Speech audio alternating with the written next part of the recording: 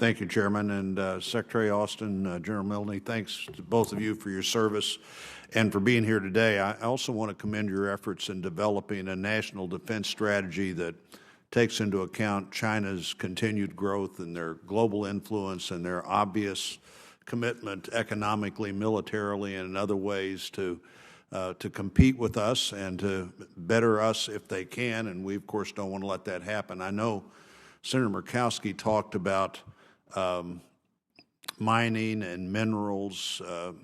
We produce no nickel in the country today. We produce no lithium in the country today.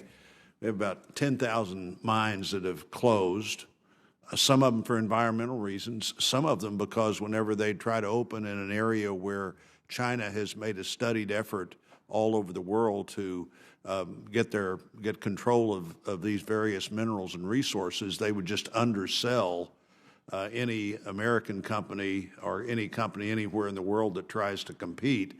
And I think that's an area of great concern. I didn't hear your entire answer to Senator Murkowski, so you might have covered that already. But I do think from a defense perspective, we have to start looking at this supply chain of what it takes to have the equipment we need to defend the country. If there's anything either of you want to say on that you haven't said, I'd be glad to give you a moment. Well, thank you, Senator. I'll just say I absolutely agree with you. The department agrees with you, and that's why we're investing some $341 million in enabling us to better partner with U.S. companies, and part of that is going after some of those rare earth elements that you talked about that are required to produce some of the capabilities that we'll need going forward. And, rare earth is not nearly as rare as you might think it is, but every time, again, somebody tries to develop it, China's put themselves in a situation there where they can make it incredibly unprofitable to try to do that. On that regard, the Indo-Pacific Command generally, at the top of their unfunded requirements in that command, the Missile Defense Agency expressed a need for additional funding to boost defense against ballistic military threats in the Pacific. Specifically, the Indo-Pacific Commander's #1 priority is more money to develop a ballistic missile defense system for Guam. I'd be interested to hear your assessment of what happens when we don't fund that priority.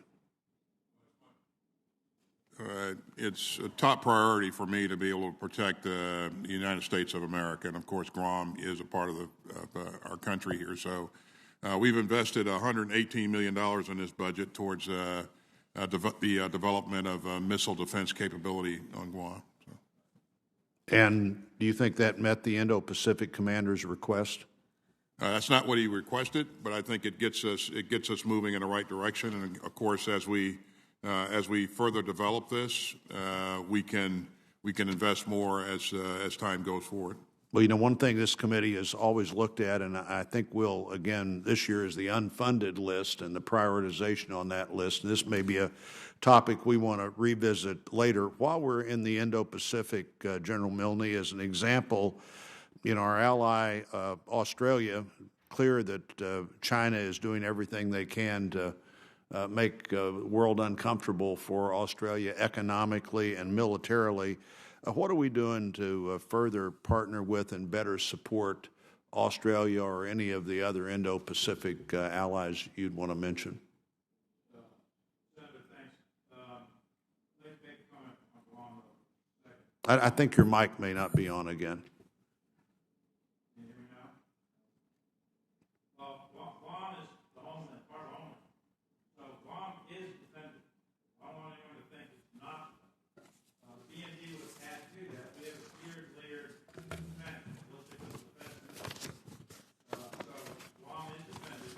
This money gets after something that will improve the defense. It doesn't fully fund what it is that either having data center and or now having with respect to Australia, we have routine mill-to-mill contact with them, routine exercises. We continue to do that to strengthen that on a daily basis with myself. I talk to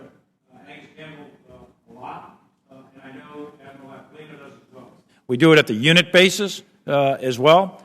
So we're doing it in the Navy, we're doing it in the Army, we're doing it in the Marines, we're doing it in the Air Force, and we work very, very closely with them in cyber and with space capabilities. So we're very interoperable with the Australian military, and they, of course, they've conducted operations with us in both Afghanistan and Iraq very regularly. So we're very tight with the Australian military. Well, I think that's the kind of thing that our adversaries and our friends and our potential friends look at, and I'm glad you're continuing to do all the things that you're doing there. It's obvious, it's noticeable, and at the same time, it's important. Thank you, Chairman.